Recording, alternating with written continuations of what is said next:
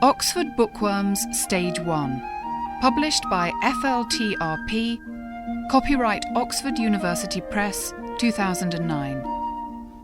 书虫牛津英汉双语读物第一集《汤姆索亚历险记》 The Adventures of Tom Sawyer by Mark Twain.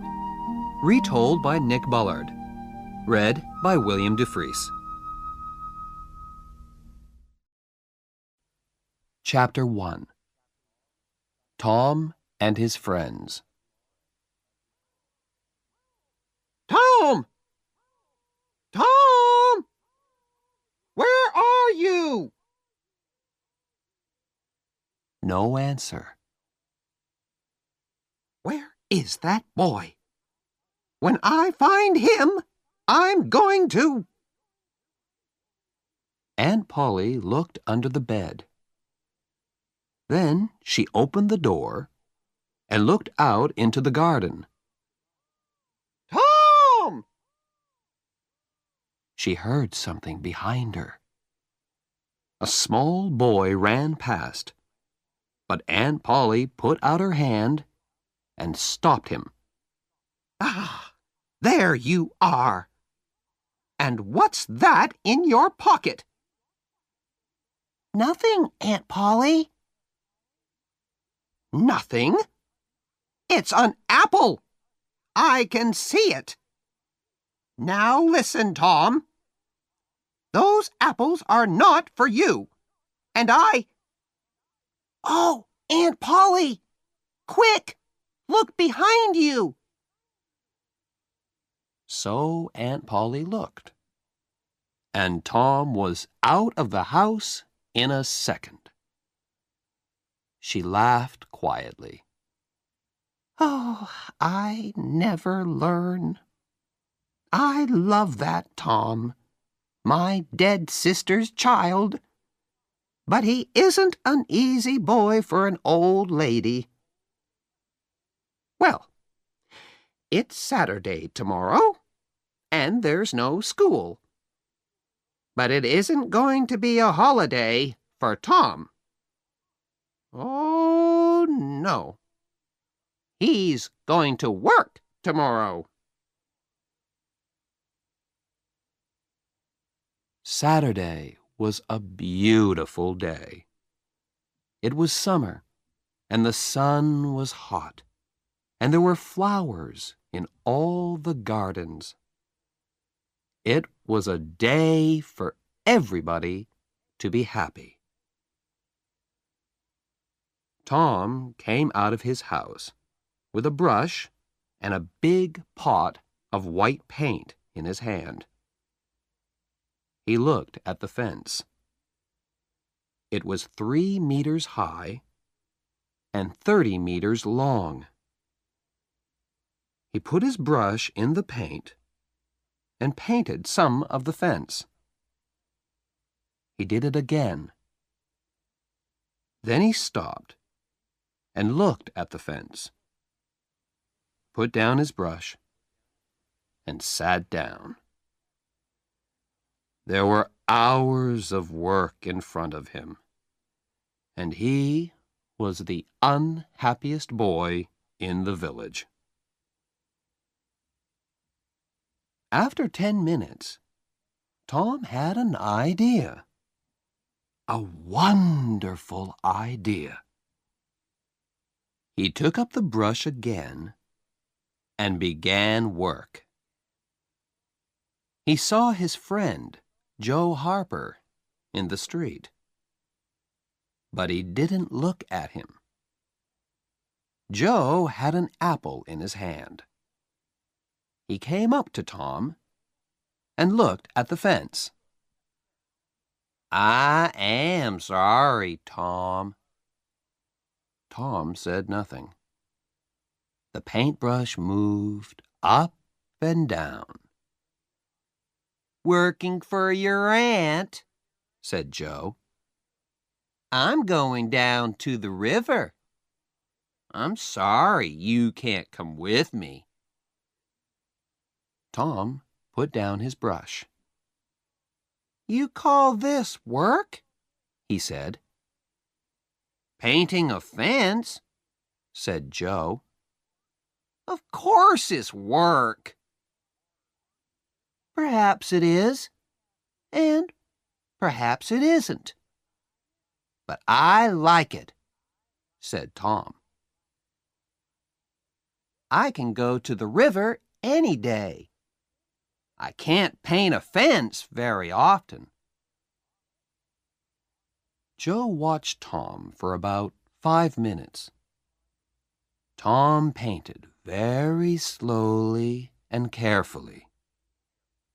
He often stopped, moved back from the fence, and looked at his work with a smile.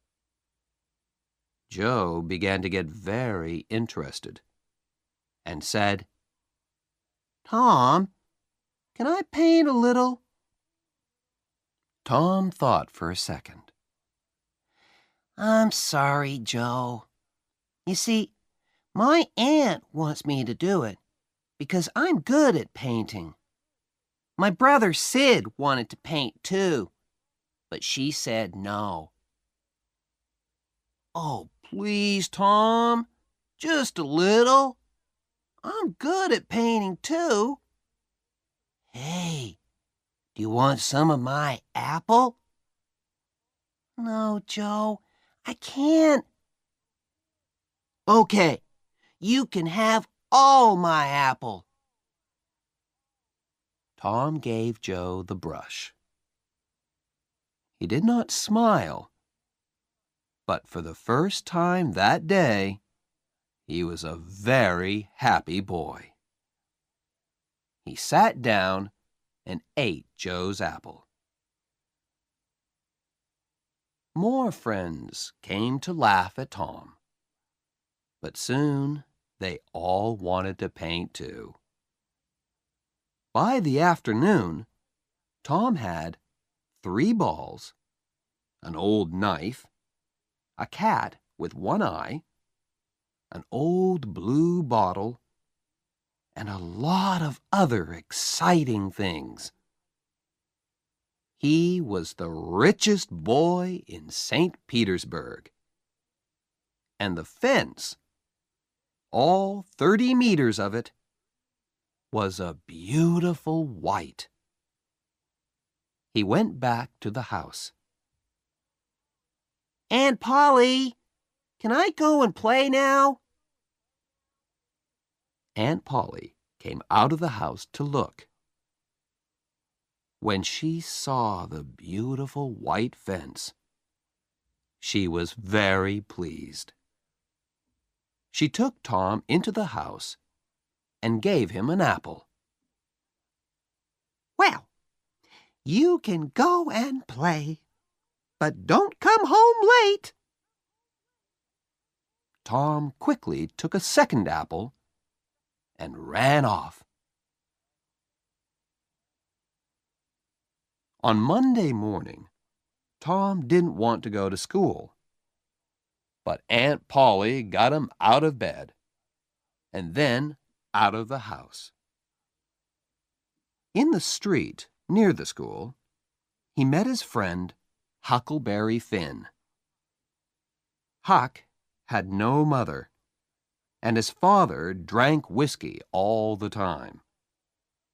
So Huck lived in the streets. He didn't go to school. He was always dirty, and he never had a new shirt.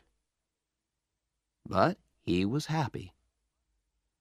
The mothers of St. Petersburg didn't like Huck, but Tom and his friends did.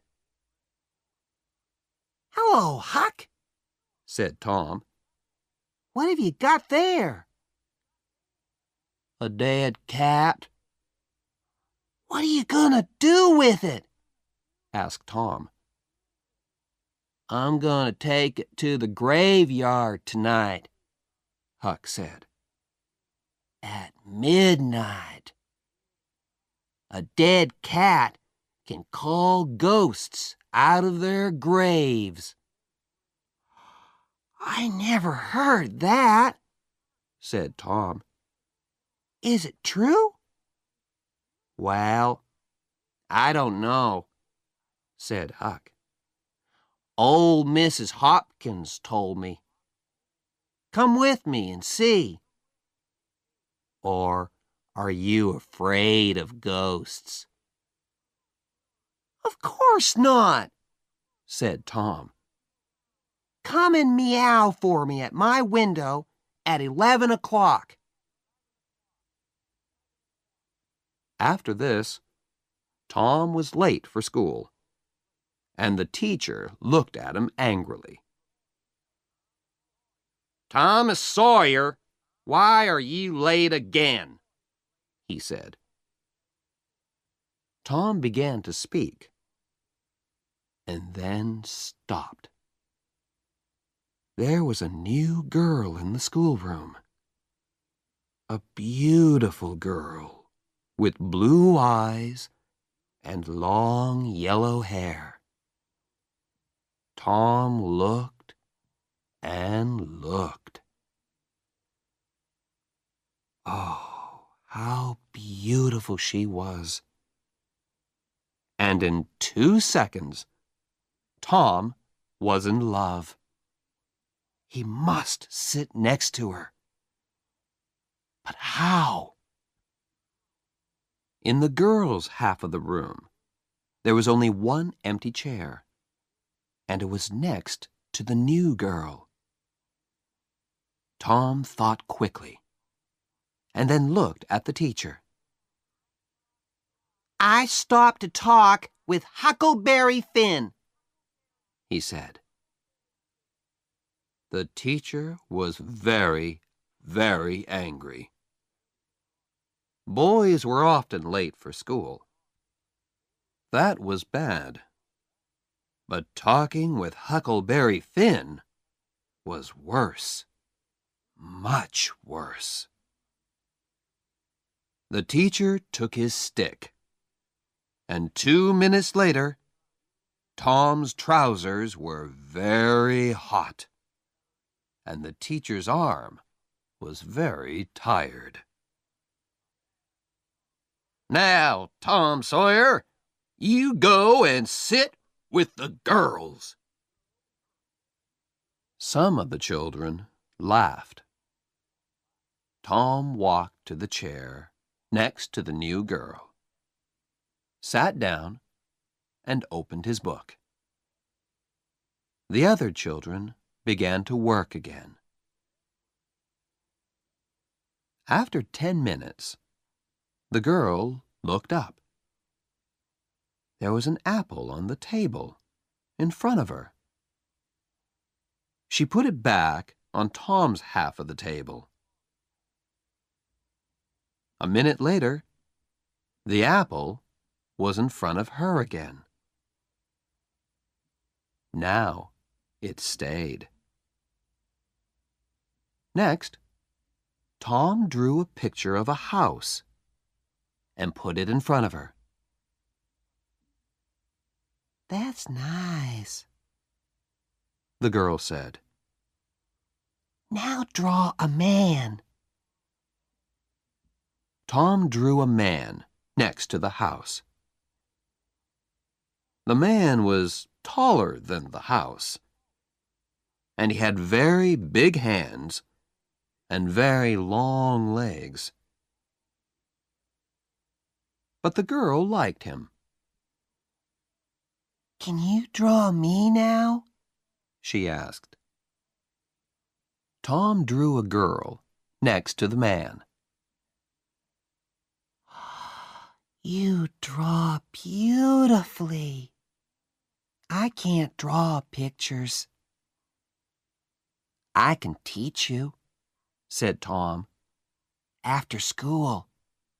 Oh, please? What's your name? Tom asked. Becky. Becky Thatcher. Just then, Tom felt a hand on his head. It was the teacher. He took Tom by the ear and moved him back to his chair in the boys' half of the room.